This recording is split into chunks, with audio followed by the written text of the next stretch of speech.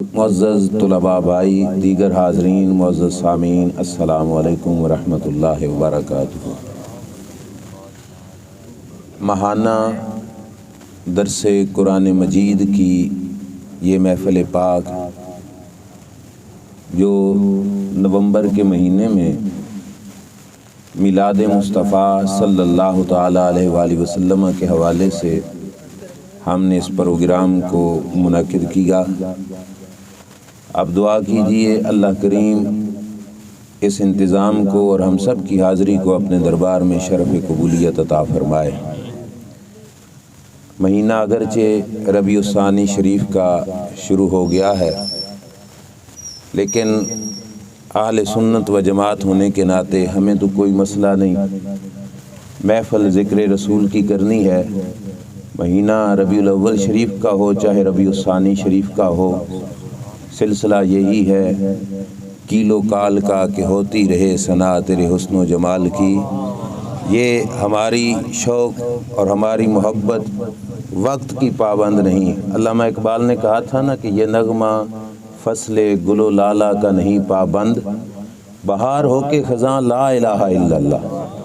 یہ کھلے آسمان کے نیچے اس موسم میں آپ حضرات کا بیٹھنا یقیناً پیارے آقا صلی اللہ علیہ وسلم سے پیار کی وجہ سے اور محبت کی وجہ سے ہے۔ اللہ کریم سب کی حاضری بھی قبول فرمائے اور اللہ کریم پیارے آقا صلی اللہ علیہ وسلم کی ہمیں کامل درجے کی محبت عطا فرمائے۔ میں نے جو چند گزارشات آپ حضرات کے سامنے پیش کرنی ہے، پوری توجہ سے سنیے گا۔ قرآن مجید کی جو آیہ کریمہ میں نے آپ حضرات کے سامنے تلاوت کرنے کا شرف حاصل کیا، اللہ کریم ارشاد فرماتا ہے الذین آتیناہم الکتاب یعرفونہ کما یعرفون ابناءہم۔ وہ لوگ جن کو ہم نے کتاب دی، اس کتاب سے مراد آسمانی کتاب ہے اور نام ان کے تورات، زبور، انجیل۔ وہ رب فرماتا ہے کہ جن کو تورات، زبور اور انجیل ہم نے عطا فرمائی، یعرفونہ کما یعرفون ابناءہم، وہ تورات والے ہوں یا زبور والے ہوں یا انجیل والے ہوں، میرے رسول کو یوں پہچانتے ہیں جیسے اپنے بیٹوں کو پہچانتے ہیں۔ یعرفونہ کما یعرفون ابناءہم، اور ساتھ ہی رب نے فرمایا وَإِنَّ فَرِيقًا مِّنْهُمْ، کتاب والوں میں سے ایک ٹولہ ایسا ہے کہ لَيَكْتُمُونَ الْحَقَّ، کہ وہ حق کو چھپا لیتے ہیں، میرے محبوب کی شان پڑھتے ہیں کیونکہ ہے تورات میں بھی، زبور میں بھی، انجیل میں بھی، لیکن چھپا لیتے ہیں۔ وَهُمْ يَعْلَمُونَ، لیکن جانتے وہ بھی ہیں کہ سچے یہ بھی ہیں، پتہ ان کو بھی ہے کہ واقعی یہ اللہ کے سچے رسول ہیں، جانتے ہیں لیکن جان بوجھ کر پڑھ کر بھی میرے محبوب صلی اللہ علیہ وسلم کی عظمت کو چھپا لیتے ہیں۔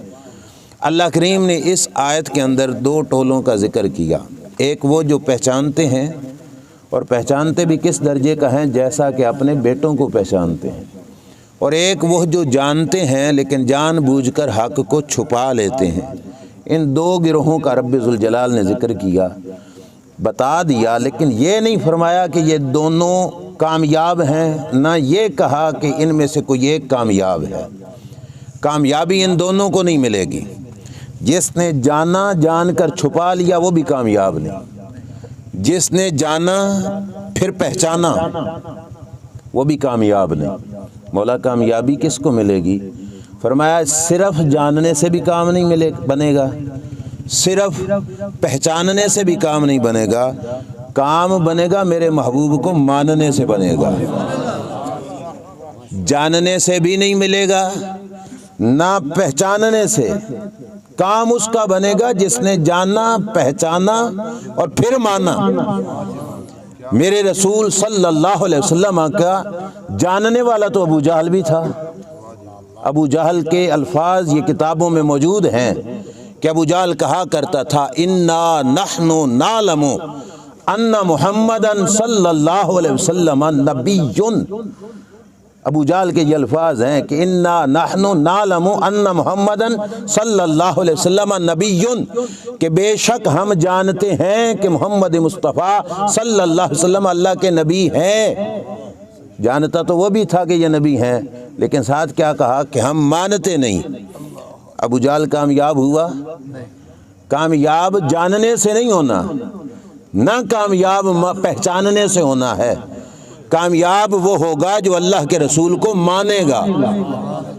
کامیابی کی ضمانت اور نجات کی ضمانت اس میں ہے کہ سرکار کو جاننے، پہچاننے اور پھر جا کے مانے۔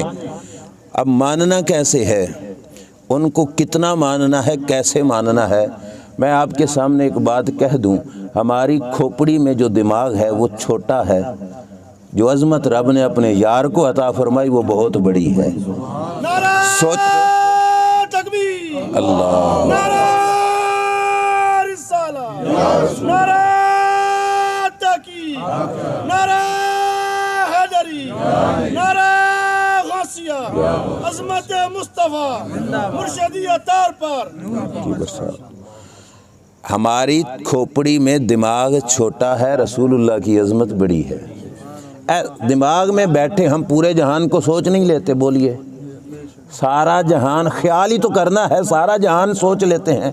یہاں پہ بیٹھے کل کائنات کا تصور ہم اپنے ذہن میں اکٹھا کر لیتے ہیں، لیکن یہ بات بالکل غلط نہیں۔ رسول اللہ کی شان کی شین کا نقطہ بھی ہم اپنے ذہن میں جمع نہیں کر سکتے۔ ہماری حیثیتیں چھوٹی ہیں، رب نے ان کو مقام بڑا عطا فرمایا۔ بریلی کے امام نے کہا تھا، فرش والے تیری شوکت کا علو کیا جانے، خسروا عرش پہ اڑتا ہے پھریرا تیرا۔ اے محبوب، زمین والوں کو پتہ ہی نہیں کہ تیری شان کیا ہے۔ زمین والے تب پہچانے جب تیری شان کا کامل ظہور زمین پر ہو۔ محبوب، تیری عظمتوں کے چرچے تو عرشوں پہ ہو رہے ہیں۔ اور یہاں پہ تضمین لکھنے والوں نے بڑا کمال کیا، انہوں نے کہا کچھ بشر ہونے کے ناطے تجھے آپ سا جانے۔ تھوڑا غور کرنا، کچھ بشر ہونے کے ناطے تجھے آپ سا جانے، اور کچھ محض پیامی تجھے خدا کا جانے۔ اور اگلا مصرع مجھے تو بڑا اچھا لگتا ہے، انہوں نے کہا ان کی اوقات ہی کیا کہ یہ اتنا جانے، ان کی اوقات ہی کیا کہ یہ اتنا جانے، فرش والے تیری شوکت کا علو کیا جانے۔ زمین والے نہیں سمجھ سکتے کہ رب نے اپنے یار کو شانیں کتنی عطا فرمائی۔ مولا پھر ماننا ہے، ماننے کے بغیر گزارا ہی نہیں، نجات تو نے دینی ہی نہیں مانے بغیر۔ پھر مانا کیسے؟ ہمارے پاس تو اتنا دماغ نہیں، کیسے مانے؟ رب ذوالجلال جل شانہ نے فرمایا راہ میں بتا دیتا ہوں، تابع داری کرنا تمہارا کام ہے۔ مولا کیسے مانے؟ فرمایا فین آمنو بمثل ما آمنتم بہ فقد اہتدوا۔ فرمایا میرے یار کو یوں مانو جیسے صدیق اکبر نے مانا تھا، اپنی سوچ سے نہیں، کسی مفتی کے کہنے سے نہیں، کسی ملا کے کہنے سے نہیں، کسی کتابڑی کے کہنے سے نہیں۔ فرمایا میرے یار کو یوں مانو جیسے صدیق نے مانا، جیسے فاروق نے مانا، جیسے عثمان غنی نے مانا، جیسے شیر خدا نے مانا۔ فرمایا میرے یار کو یوں مانو گے تو تب تمہیں نجات ملے گی۔ حضور کے صحابہ کے طریقے سے بھائیو معاملہ بڑا نازک ہے، درمیانی لین ہے حضور کو ماننے کی، سائیڈوں پہ دو بارڈر ہیں۔ آگے بڑھ گئے تو کہیں الوہیت کے ساتھ ملا بیٹھے تو شرک نہ ہو جائے، خدا بھی تو نہیں نہ ماننا، بولو نا یار، الہ ماننا ہے سرکار کو، معبود ماننا ہے، الہ بھی نہیں ماننا، آگے بھی نہیں بڑھ سکتے۔ پیچھے ہٹ گئے تو جتنا مقام ہے اس سے گھٹا بیٹھے، معاذ اللہ توہین ہو جائے گی، بے ادبی ہو جائے گی۔ معاملہ بڑا نازک تھا، درمیان میں رہنا ہے، نہ بڑھا کے خدا ماننا ہے، نہ جدا کر کے خدا سے جدا ماننا ہے، پیچھے بھی نہیں ہٹنا، آگے بھی نہیں بڑھنا، جائیں تو جائیں کہاں۔ میں صحابہ اکرام کے مزاج کا خلاصہ اگر ایک لفظوں میں بیان کروں تو یہ ہے کہ بخدا خدا کا یہی ہے در، نہیں کوئی اور مفر مکر۔ اعلیٰ حضرت فاضل بریلوی نے کہا بخدا خدا کا یہی ہے در، شرک نہیں ہم نے کیا، کہا خدا کی قسم در رسول پہ جو جائے گا خدا اسے مل ہی جائے گا۔ بخدا خدا کا یہی ہے در، نہیں کوئی اور مفر مکر، جو وہاں سے ہو یہیں آ کے ہو۔ جو رب کا بنے گا تب بنے گا جو مصطفیٰ کا بنے گا، تو جو وہاں سے ہو یہیں آ کے ہو، جو یہاں نہیں وہ وہاں نہیں۔ فرمایا میرے محبوب کو یوں ماننا ہے کہ جیسے صحابہ اکرام علیہم رضوان نے مانا۔ اب میں صحابہ کے ماننے کی ایک جھلک، اور میں آپ کو ایک خوشخبری بھی سناتا چلوں۔ ہم اہل سنت و جماعت ہیں، غیروں کی صف میں کھڑا ہوا ایک شخص جو سوشل میڈیا کی بہت بڑی آواز ہے، بڑی مشہور ترین آواز ہے، مرزا انجینئر جس کو کہا جاتا ہے، علماء ہی جانتے ہیں، ہمارا نوجوان طبقہ بھی اچھی طرح جانتا ہے، محمد علی، مرزا محمد علی انجینئر۔ اس بات کا اقرار اسے بھی کرنا پڑا۔ اس نے بھی کہا کہ سرکار کی زندگی میں جیسا بریلوی حضور کو مانتے ہیں ایسا ہی صحابہ اکرام مانا کرتے تھے۔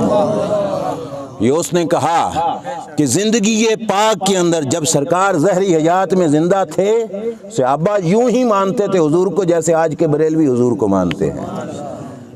لیکن اسے ایک بات پہ ڈاؤٹ ہوا، اس نے کہا بعد از وفات، اوروں کا نام لے گیا، کہا بعد از وفات جیسے انہوں نے مانا بریلویوں نے ویسے نہیں، اوروں نے جیسے مانا، لیکن غلطی کھا گیا۔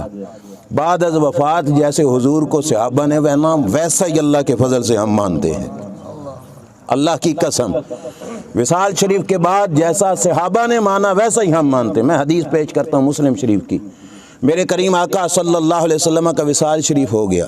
سرکار کے وصال شریف کے بعد حضور کا ایک جبہ شریف تھا جو سرکار اپنے جسم اقدس پہ پہنا کرتے تھے۔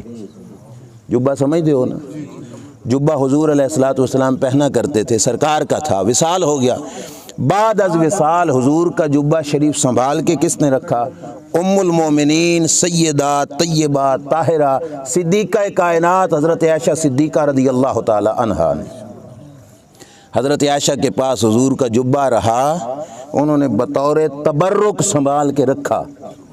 اب اس پہ میں آگے چلوں تو پھر یہ بات بھی بڑی پیاری ہے، مرنے والوں کے مرنے کے بعد تبرکات سنبھالنا کن کی عادت ہے؟ اللہ کے فضل سے ہماری ہے۔ ان سے جا کے پوچھو، ان کے پاس نہیں ملیں گے، ہم سے پوچھو تو ہمارے پاس بھی ہمارے بزرگوں کے تبرکات آج بھی مل جاتے ہیں۔ سید عائشہ صدیقہ کا وصال حضور کے بعد ہوا، اس پہ سارے مکتبہ فکر متفق ہیں۔ حضور کے وصال شریف کے بعد حضور کا جبہ حضرت عائشہ صدیقہ کے پاس رہا۔ حضرت اسماء فرماتی ہیں فلما قبضت قبضتها، جب حضرت عائشہ بھی فوت ہو گئیں تو جبہ میں نے لے لیا۔ جبہ کس کا تھا؟ جبہ کس کا تھا؟ نبی کریم علیہ الصلوۃ والسلام کا۔ کہتی ہیں قبضتها، حضرت عائشہ کے فوت ہونے کے بعد ہم نے لے لیا۔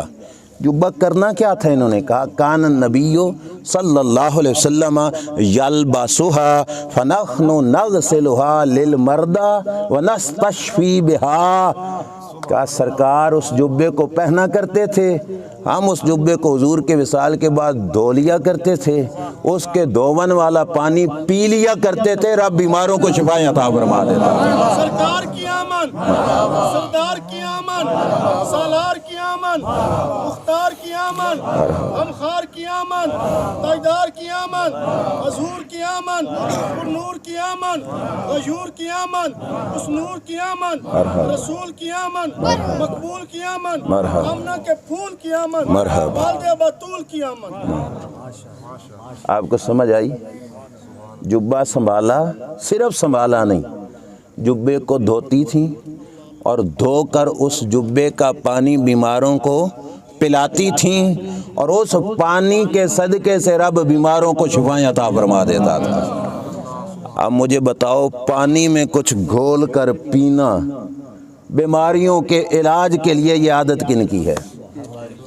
کہاں پہ ملے گا یہ عقیدہ؟ یہ بعد از وصال سرکار کے ساتھ جو انداز صحابہ کا تھا، اصحاب رسول صلی اللہ علیہ وسلم کا جو انداز ہے، رب کے فضل سے وہی انداز آج ہمارے پاس موجود ہے کہ صحابہ حضور کے تبرک کو جس دھاگے نے کچھ وقت کے لیے جسم مصطفیٰ کے بوسے لیے، صحابہ سمجھتے ہیں اس دھاگے میں بھی رب نے شفائیں رکھ دی۔ اچھا، بیماری سے شفا ملے تو مشکل دور ہوئی کہ نہیں؟ آپ نے میرا لحاظ نہیں کرنا، بولنا سچ ہے۔ بیماری مشکل ہے کہ نہیں؟ جی دوسرے طبقے سے بھی پوچھو، بیماری مشکل ہے؟ اور جبے کے دھون سے بیماری گئی تو مشکل کشائی ہوئی کہ نہیں؟ بولیے نا۔ تو پھر جبہ مشکل کشا بنا کہ نہیں؟ بولو نا یار، جبہ مشکل کشا بنا کہ نہیں؟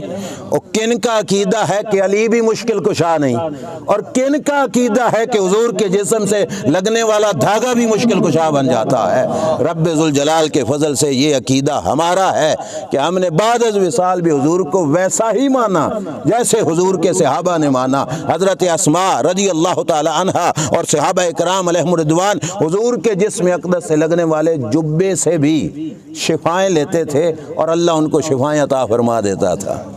آئیے ایک اور روایت، حضور علیہ الصلوۃ والسلام کے پاس ایک خاتون حاضر خدمت ہوئی۔ اس خاتون کا کام تھا ہاتھ سے نا دھاگے سے چادریں بنانا۔ آج بھی کچھ لوگ ہیں کھیس چادریں وغیرہ اپنے ہاتھوں سے تنتے ہیں، بناتے ہیں۔ اس خاتون نے اپنے ہاتھ سے نا چادر بنائی، سونی سی چادر لے کر حضور کی بارگاہ میں حاضر ہوئی، سرکار کی بارگاہ میں بطور تحفہ پیش کیا۔ یہ حدیث بخاری شریف کی، حضور کی بارگاہ میں پیش کرتی ہیں، عرض کرتی ہیں نسجتھا بیدیہ، آقا میں نے ہاتھوں سے بنائی، آپ کے لیے تحفہ لے کے آئی ہوں، قبول فرمائیے۔ میرے نبی علیہ الصلوۃ والسلام نے چادر پکڑی اور اپنے جسم پہ باندھ لی۔ جسم پہ کیا بنایا؟ اسے تہ بند بنایا۔ چادر کو کیا بنا لیا؟ چادر یہ بھی چادر ہے، لیکن یہ سر پہ لی یا گلے میں لی یہ اور بات ہے، لیکن جس چادر کی میں بات کر رہا ہوں وہ چادر ابھی تحفہ کی آئی۔ میرے نبی علیہ الصلوۃ والسلام نے ازار کے طور پر، تہ بند کے طور پر استعمال فرمائی۔ تہ بند باندھا اور اللہ کے رسول صلی اللہ تعالیٰ علیہ وآلہ وسلم مجلس صحابہ میں آ کے بیٹھ گئے۔ اب آپ کو پتہ ہے بندہ سونا ہو تو ہر چیز ہی اس پہ سونی لگتی ہے۔ جن کا حسن بڑے کمال کا تھا ان پہ وہ چادر کتنی سجی ہوئی ہوگی۔ میرے کریم آقا صلی اللہ علیہ وسلم نے چادر باندھی، مجمع صحابہ میں آ گئے۔ صحابہ اکرام علیہم رضوان میں سے ایک صحابی اٹھ کے کھڑا ہوا، عرض کرنے لگا یا رسول اللہ صلی اللہ علیہ وسلم، چادر بڑی خوبصورت ہے، چادر بڑی، اور آگے کیا کہا؟ اقسنیھا، آقا یہ مجھے عطا فرما دو نا، آقا یہ۔ اب آپ نے سنا کتنی دیر گزری چادر پہنے، ابھی آئی، گھر گئے، تہ بند باندھا، مجمع میں آئے، اور مجمع میں آتے ہی کسی نے مانگ لی، عرض کرتے ہیں یا رسول اللہ یہ چادر مجھے عطا فرماؤ۔ میرے نبی علیہ السلام نے فرمایا ٹھیک ہے بیٹھو۔ گھر گئے، چادر چینج کی، وہ چادر اتاری، دوسری باندھی، وہ چادر لا کر اس غلام کو عطا فرما دی۔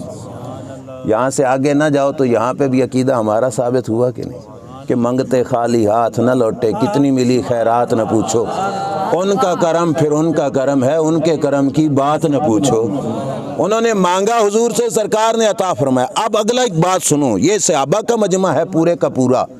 صحابہ اکرام علیہم رضوان اپنے اس صحابی بھائی سے کہتے ہیں یار تو نے اچھا نہیں کیا جو چادر مانگی، تھوڑا غور کرنا سمجھنے کے لیے، تو نے اچھا نہیں کیا جو چادر تو نے مانگ لی۔ کیوں؟ کہا علمت انہو لا یرد، یہ الفاظ ہیں بخاری شریف کے۔ صحابہ نے کہا یار تجھے پتہ نہیں اس دروازے سے کوئی خالی جاتا ہی نہیں، اور سرکار کو چادر کی ضرورت تھی، تو نے چادر مانگی کیوں؟ تجھے پتہ نہیں تھا کہ اس دروازے سے کوئی خالی نہیں جاتا۔ اب یہ عقیدہ کس کا ہے؟ اس در سے کوئی خالی نہیں جاتا، یہ نظریہ کس کا ہے؟ یہ سوچ کن کے پاس ہے؟ آج رب ذوالجلال کے فضل سے میں اکثر کہتا ہوں چھاننی لے کے چھاننے لگ جاؤ نا سارا جہان، تو پوری جہان میں تمہیں یہ عقیدہ اور کہیں نہیں ملے گا، صرف بابا فرید کے نوکروں کے پاس ملے گا۔ یہ صرف اہل سنت و جماعت کے پاس عقیدہ ہے کہ حضور علیہ الصلوۃ والسلام کسی سوالی کو خالی نہیں جانے دیتے۔ یہ مزاج صحابہ سے، صحابہ کی زبان سے آواز نکلی، کہا تجھے پتہ نہیں تھا کہ سرکار خالی نہیں موڑتے، اور تجھے پتہ نہیں تھا سرکار کو ضرورت تھی چادر کی، تو نے کیوں مانگی؟ اب اس غلام کا بھی جواب سنو کیا ہے۔ اس نے کہا واللہ انی ما سألتہ لألبسہا انما سألتہ لیکون کفنی۔ کہا مجھے روکنے والو کہ کیوں مانگی؟ کہا میرا مزاج بھی تو سنو کیوں مانگی۔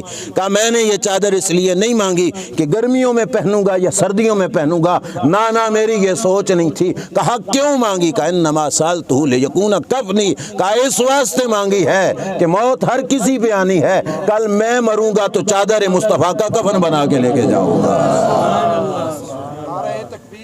नारे रिसालत, नारे रिसालत, नारे तहकीक, नारे हैदरी, खिदमत व शान मुस्तफ़ा। मैं इस चादर का, बोलिए ना, मैं इस चादर का कफन बना के जाऊंगा। यार, जिस चादर ने सिर्फ चंद मिनटों के लिए जिस्म मुस्तफ़ा का बोसा लिया, सहाबी का अकीदा है कब्र में भी जाओ, वो चादर कफन पहन के जाओगे तो रब निजातें अता फरमा देगा। वैसे ही सहाबी तो वैसे ही जनती है, कुल्लम वादल्लाहुल हुस्ना के साथ सबक हमें पढ़ाना था कि यारो हुजूर के जिस्म से जो चादर मस हो जाए, उस चादर का कफन बना के ले जाना भी सहाबी अपने लिए बायस सआदत समझता। ये अकीदा आज किसके पास है? अल्लाह के फजल से हमारे पास है। और रब ने कहा भी है कि ना जानने से काम बनना है, ना पहचानने से काम बनना है, काम उसी का बनेगा जिसने जान पहचान कर माना, और माना भी यूं जैसा सहाबा ने माना, और सहाबा ने ऐसे माना जैसे मैं आपके सामने बुखारी शरीफ से पेश कर रहा हूँ कि सहाबा ने उस चादर को भी तबर्रुक समझा कि इस चादर का कफन पहन के मैं कब्र में जाऊँगा। और आज के अंदर ये अकीदा गुजरात के इलाके के हमारे एक आलिम दीन हैं, बहुत बड़े मुफ्ती हैं, हकीमुल उम्मत मुफ्ती अहमद यार खान नईमी रहमतुल्लाह ताला अलैह। तफसीर भी लिखी कुरान मजीद की उन्होंने, मिशकात शरीफ की शरह भी लिखी, बहुत बड़े आलिम हैं। शान हबीबुर रहमान भी लिखी। वो मदीना शरीफ गए हज उम्रे के लिए, आखिरी रात थी मदीना शरीफ हाज़री की, वापस पलटने लगे तो आखिरी रात बाज़ार में गए शॉपिंग के लिए कि कुछ ख़रीद ले। एक दुकान पे गए, कुछ सामान ख़रीदा। उस सामान के अंदर एक पेन जो बहुत खूबसूरत था और मुफ्ती साहब को प्यारा लगा, इन्होंने वो भी ख़रीद लिया। जब सारी चीज़ें ख़रीद कर रकम टोटल करवाई तो रकम ज़्यादा हो गई, मुफ्ती साहब की जेब में पैसे थोड़े थे। बिल बना तो बिल ज़्यादा था और पैसे इनकी जेब में थोड़े थे। मुफ्ती साहब ने दुकानदार से कहा, चल ये पेन जो है ये वापस रख ले, जो नया ख़रीदा था ना, कहा ये वापस रख ले, लगा आपको अच्छा था, कहा ये वापस रख ले, ये चलो मैं नहीं लेता, बाकी पैसे बाकी जितने बने वो मुफ्ती साहब के पास थे। मुफ्ती साहब ने वो पैसे देकर बाकी सामान ख़रीदा, पेन वापस कर दिया, लेकिन दिल में पसंद आया था। सुबह मदीना शरीफ की हाज़री की जो आखिरी फजर की नमाज थी वो मस्जिद नबवी शरीफ में अदा की। फ़र्ज़ों का सलाम फिरा तो मुफ्ती साहब के पहलू में साथ बैठे शख्स ने मुफ्ती साहब के कंधे पे हाथ रख के कहा, अहमद यार गुजराती तेरा नाम है? अहमद यार गुजराती तेरा नाम है? मुफ्ती साहब ने कहा, हाँ अहमद यार मुझे ही कहते हैं। उस बंदे ने कहा कि यार मुझे नहीं पता तू कौन है कौन नहीं, इतना मुझे पता है कि तेरी वजह से आज रात मुझे हसनैन के नाना की ज़ियारत हुई है, तेरी वजह से आज की शब मुझे फ़ातिमा के बाबा जान की ज़ियारत हुई है सल्लल्लाहु अलैहि वसल्लम। क्या कहा? कहा कल आप मेरी दुकान पे शायद आए थे। मुफ्ती साहब ने कहा हाँ। उसने कहा मुझे नहीं पता आप आए थे, क्योंकि ढेर सारे गाहक आते हैं, मुझे नहीं जान पहचान। अब मैं आपसे ये पूछता हूँ, दुकानदार के पास गाहक आते हैं, उसे नहीं पता, मज़ार में लेटे रब के नबी को पता है मेरा ग़ुलाम कहाँ कहाँ जा रहा है। मेरी दुकान पे आप आए थे, उसने जेब से निकाला पेन, कहा ये पेन आपने ख़रीदा था, पैसे थोड़े होने की वजह से आपको वापस करना पड़ा। मुफ्ती साहब ने कहा हाँ ऐसे ही हुआ। उसने कहा ख्वाब के अंदर अल्लाह के रसूल मेरे ख्वाब में तशरीफ़ लाए, रसूल खुदा सल्लल्लाहु अलैहि वसल्लम ने मुझे फरमाया क्या दुकानदार मेरे दरवाज़े पे आने वाला मेहमान दिल में हसरत लेके न जाए कि लेना था ले नहीं सका, फरमाया जाओ ये पेन मेरी तरफ से उसे तोहफे में देना, इसके बदले में मैं कल क़यामत के दिन तेरी शफाअत फरमाऊँगा। लबीब की आमद, हसीब की आमद, मुजीब की आमद, मुनीब की आमद, नजीब की आमद, सच्चे की आमद, सच्चे की आमद। मोहतरम सामीन, मुफ्ती साहब को वो पेन मिला, सारी ज़िंदगी किताबें भी लिखी उससे। जो बात मैं अर्ज़ करना चाहता था, वाक़या सुनाया हुआ मेरा बेशक कोई भी ना माने, बुखारी तो माननी पड़ेगी ना, जो पहली मैंने हदीस पेश की है कि सहाबी ने चादर किस लिए रखी? کہ کفن بناؤں گا، یہ بخاری شریف تھی۔ واقعہ کوئی بے شک نہ مانے، جو مانے اس کی قسمت، نہ مانے اس کے ساتھ ہم جھگڑتے نہیں، لیکن اتنا ضرور بتاؤں گا کہ پتہ تو یہ چلا نا کہ رسول خدا صلی اللہ تعالیٰ علیہ وآلہ وسلم کا دیا ہوا پین مفتی صاحب نے ساری زندگی پاس رکھا۔ بوقت وصال مفتی صاحب نے وصیت کی کہ یہ پین میری قبر میں کفن میں ڈال کے قبر میں میرے ساتھ رکھنا، کل قیامت کے دن رب کی بارگاہ میں پیش کروں گا، یہ تیرے رسول کا دیا ہوا تحفہ ہے۔ یار کن کے پاس ہے صحابہ والا مزاج؟ بعد از وصال بھی صحابہ اکرام علیہم رضوان کا انداز محبت جو سے حضور علیہ الصلوۃ والسلام کے ساتھ ہے، وہ آج کن کے پاس ہے؟ اللہ کے فضل سے اہل سنت و جماعت کے پاس رب ذوالجلال جل وعلا شانہ نے بزرگان دین کے فیض سے جو عقیدہ ہمیں عطا فرمایا وہ آج بھی ہمارے پاس موجود ہے۔ میرے کریم آقا صلی اللہ علیہ وسلم کو زندگی میں جیسے صحابہ نے مانا ویسا ہی ہم مانتے ہیں، اور بعد از وصال جیسے صحابہ نے مانا ویسا ہی ہم مانتے ہیں۔ ہر صحابی اے نبی جنتی جنتی، ہر صحابی اے نبی جنتی، ہر صحابی اے نبی مرشدی اطار پر نور کی۔ محتشم سامعین، دور صحابہ کی ایک اور بات جو مشکات شریف نے لکھی گئی، اور مشکات والوں نے کہا رواہ البخاری کی یہ روایت ہم نے بخاری شریف سے اٹھائی ہے۔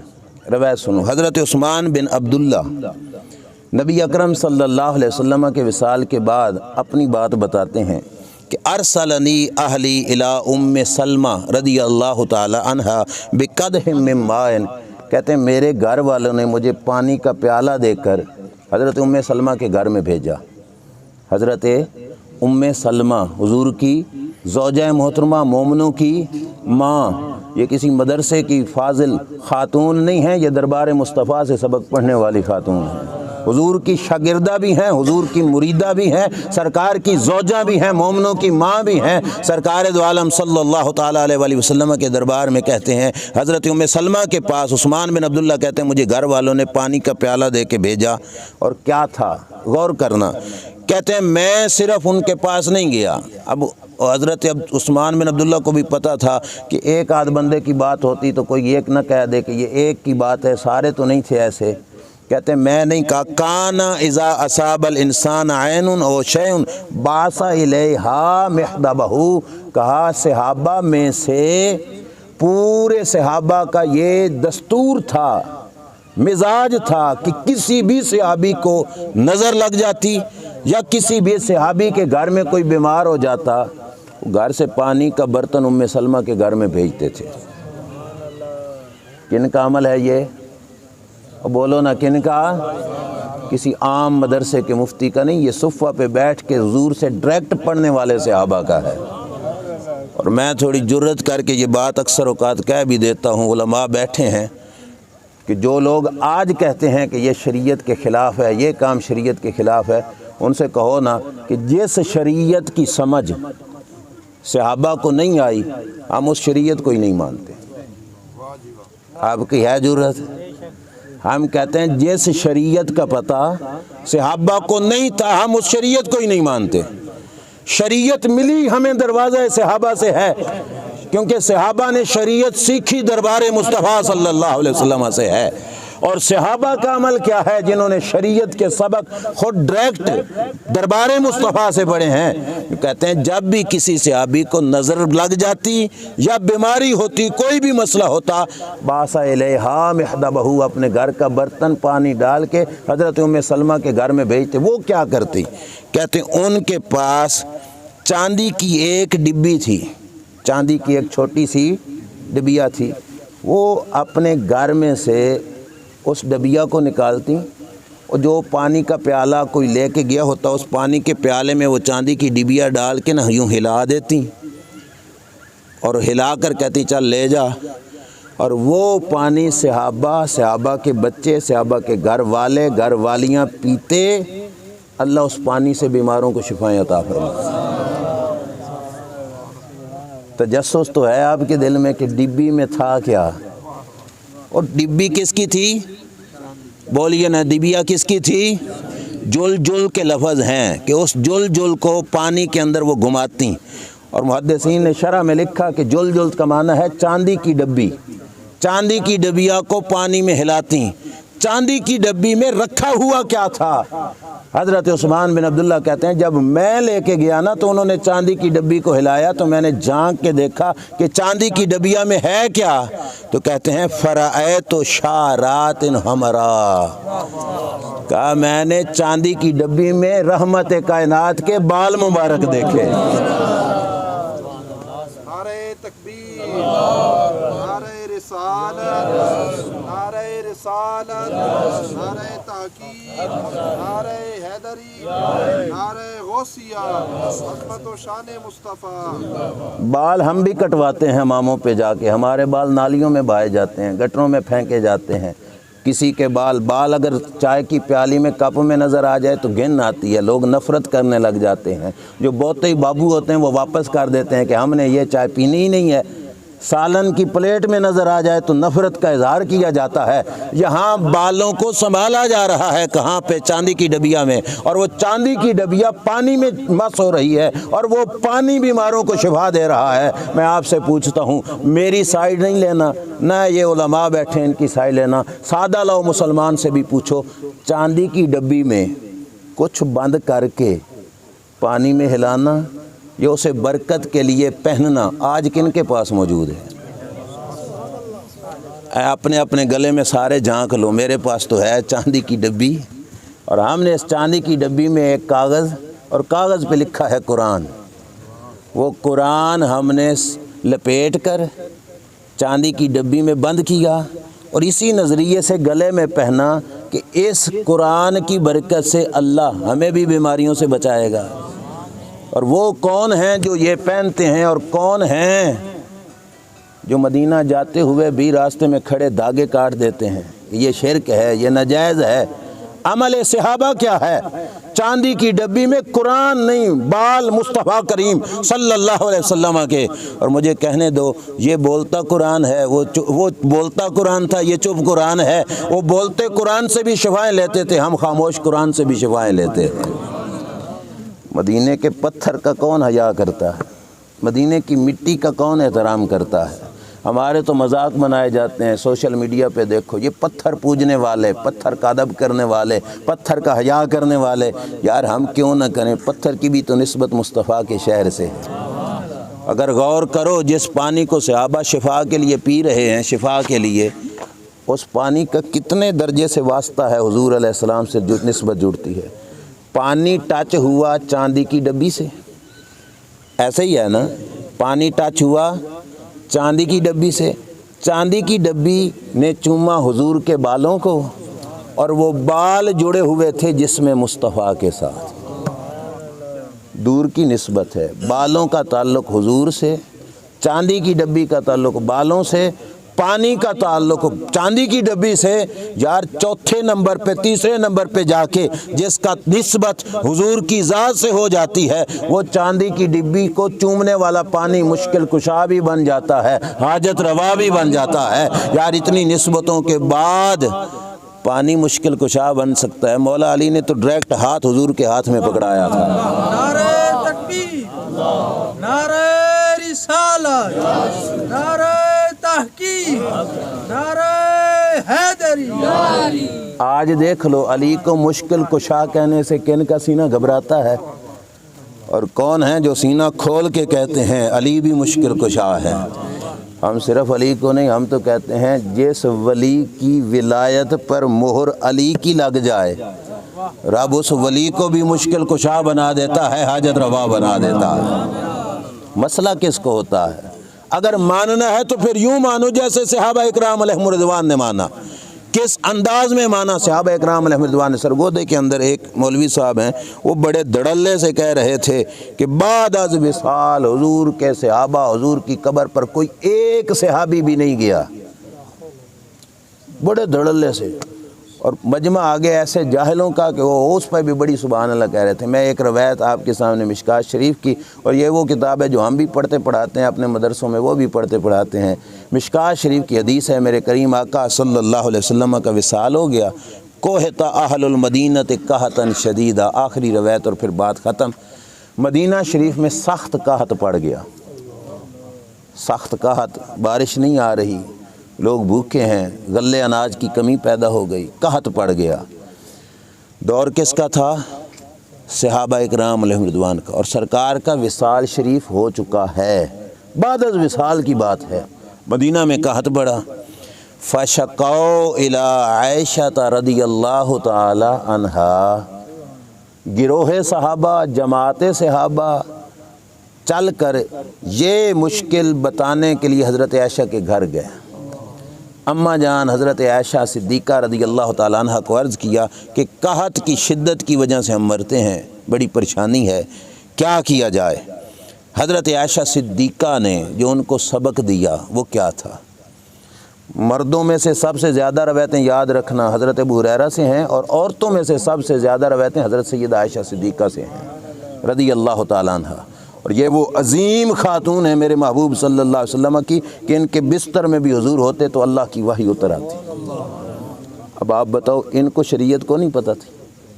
اب بولو، کروڑوں مفتی حضرت عائشہ کے قدموں کی جوتوں سے لگنے والی مٹی پہ بھی قربان، اس علم کی عین کے ٹنڈے کو بھی مفتی نہیں سمجھ سکتا جو علم رب نے سیدہ عائشہ صدیقہ کو عطا فرمایا تھا۔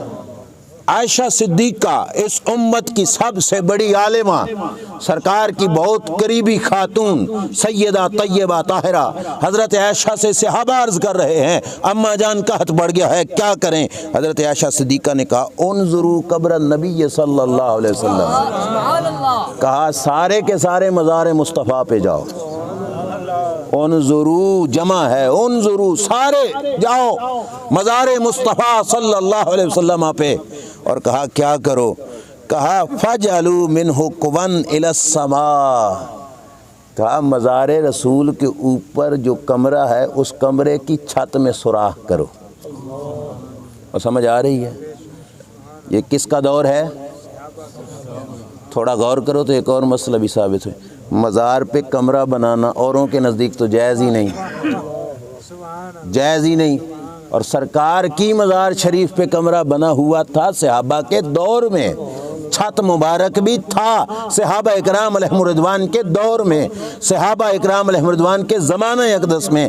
حضرت عائشہ کہتی ہیں جاؤ مزار رسول پہ، میں سادہ ترجمہ کروں تو انہوں نے کہا تھا جاؤ حضور کے دربار پہ جاؤ، حضور کے دربار پہ جاؤ، جا کے مزار شریف کے اوپر جو کمرہ ہے اس کمرے کا جو چھت ہے فَجْعَلُوا مِنْهُ قُوًّا إِلَى السَّمَاءِ، اس چھت میں کرو سوراخ، پھر کیا ہو؟ کہ حَتَّى لَا يَكُونَ بَيْنَهُ وَبَيْنَ السَّمَاءِ سَقْفٌ، کہا سوراخ کرو تاکہ آسمان ڈائریکٹ مزار مصطفیٰ کی زیارت کرے، آسمان ڈائریکٹ مزار مصطفیٰ کی زیارت کرے۔ کچھ باتیں تو ہمیں ذوق کے تحت کہنے کی اجازت ہونی چاہیے نا، کہ صحابہ روزانہ کرتے تھے اور آسمان نہیں کرتا تھا، تو آسمان نے کہا پانی روک لوں نا تاکہ دروازہ میرے لیے بھی کھل جائے، میں بھی مزار مصطفیٰ کی زیارت کروں۔ مزار مصطفیٰ کی چھت میں سوراخ کرو، وہاں پہ جو کمرہ ہے، اور آسمان ڈائریکٹ دیکھے مزار مصطفیٰ صلی اللہ علیہ وسلم آپ کو۔ اکیلا حضرت عائشہ کا فتویٰ ہوتا تو کوئی لگا دیتا، لیکن روایت میں لفظ ہیں فَفَعَلُوا، جماعت صحابہ نے ایسا کیا۔ اچھا صحابہ غلطی کھا گئے تھے، معاذ اللہ ثم معاذ اللہ، ہم تو نہیں کہتے، لیکن اگر کوئی کہے صحابہ غلطی کھا گئے تھے، اللہ نہ برساتا بارش، بارش کون برساتا ہے؟